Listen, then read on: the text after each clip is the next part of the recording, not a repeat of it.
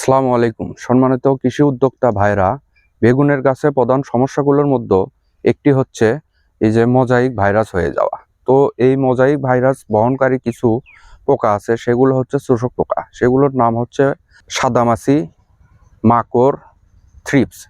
তো এইগুলো পোকার কারণে দেখা যায় আমাদের গাছ এই রকম হলুদ হয়ে যায়। তো এই হলুদ হয়ে যাওয়াকে বলে মোজাইক ভাইরাস। তো এইগুলো পোকার দমনের কিছু কার্যকরী কীটনাশকের নাম বলবো আজকে।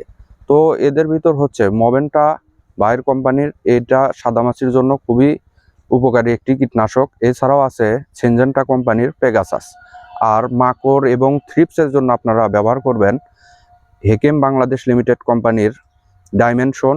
এছাড়াও ব্যবহার করতে পারেন বায়ের কোম্পানির অবিরন এবং চয়েস প্লাস। এগুলো কীটনাশক ব্যবহার করলে আপনারা যেগুলো চোষক পোকার কারণে এরকম সমস্যা হয়ে যায়, এই সমস্যা থেকে সমাধান পাবেন। আসসালামু আলাইকুম।